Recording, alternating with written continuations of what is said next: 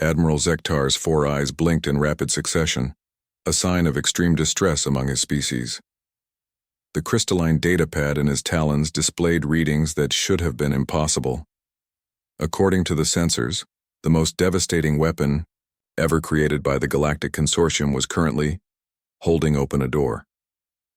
"Run the scan again," he commanded, his translator struggling to convey the undertones of disbelief in his voice. Lieutenant Velna, her blue-scaled fingers dancing, across the control interface, complied without question. The results remained unchanged. The Quantum City Eraser, a device capable of removing entire metropolitan areas from existence at the molecular level, was indeed serving as a doorstop in a small human dwelling on the backwater planet Earth. 3 months earlier, the weapon had been stolen during a daring raid on the Consortium's most secure facility. The theft had triggered the largest manhunt in galactic history. Entire fleets had been mobilized. Systems had been quarantined. The weapon contained enough destructive potential to destabilize the political balance of 12 star systems. And now it was keeping a door from swinging shut in someone's kitchen. "Sir," Velna's voice carried a tremor of confusion.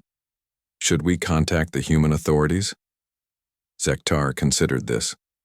Humans were still a relatively new addition to the galactic community, having achieved faster-than-light travel only 50 years ago. They were considered primitive by most species standards, though recent events had begun to challenge that assessment. Their military tactics during the Proxima conflict had been unconventional. Some called them brilliant, others called them terrifying.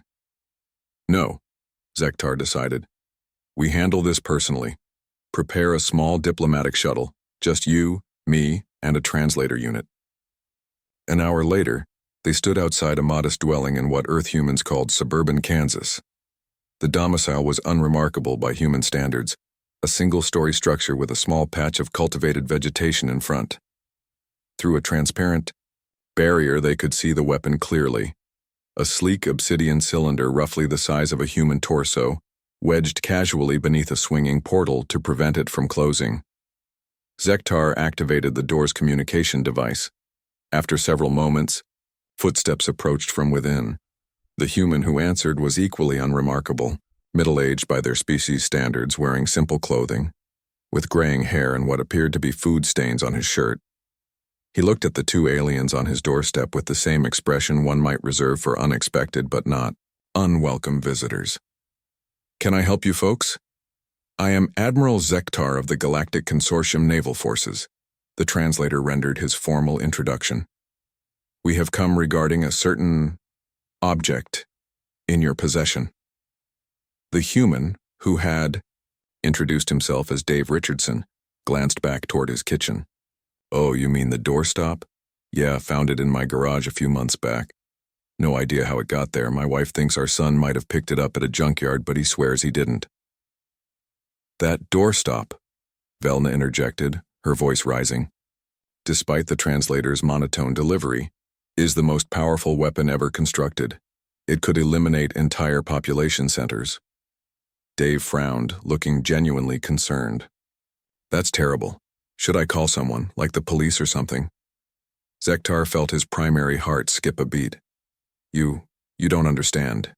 The device you're using as a doorstop is that weapon." A long pause followed.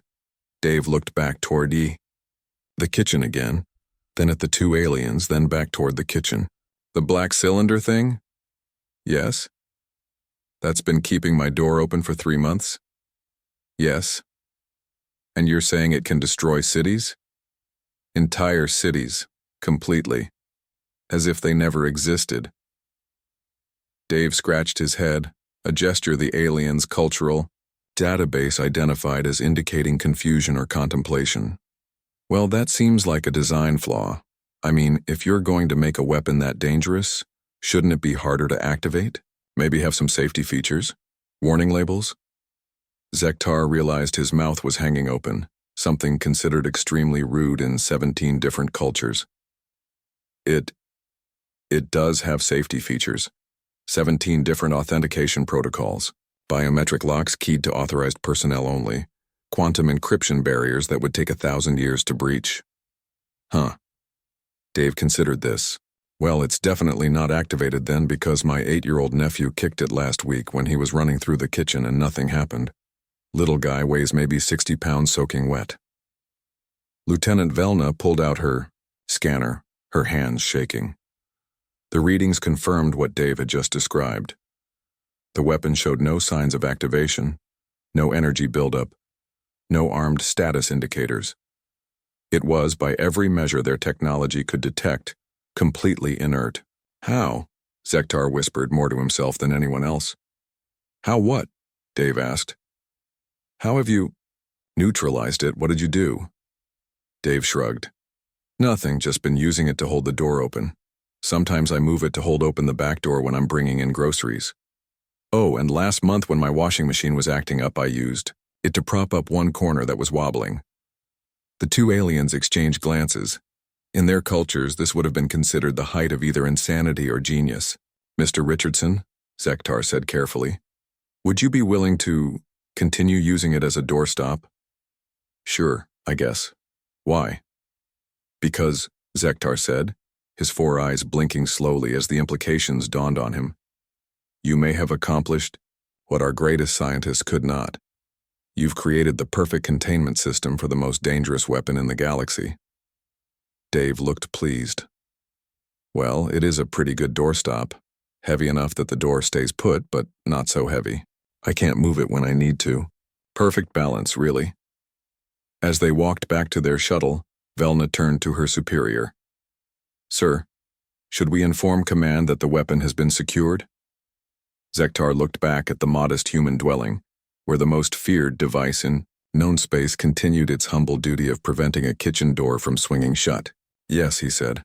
Tell them the weapon is completely neutralized and under the care of the most effective security specialist in the galaxy. He paused, considering the absurdity of what he was about to add to an official military report. A human named Dave who thinks it makes an excellent doorstop. In the months that followed, xenobiologists and military strategists across the galaxy would study the Richardson incident, trying to understand how a primitive human had accomplished what their most advanced technology could not. Theories ranged from latent psychic abilities to pure dumb luck. Dave Richardson, meanwhile, continued using his doorstop, occasionally mentioning to neighbors that some aliens had stopped by asking about it. Most assumed he was referring to a science fiction program he'd been watching. The weapon remained, perfectly, inexplicably inert, content in its new role as humanity's first and unknowing contribution to galactic peacekeeping. After all, it really was an excellent doorstop.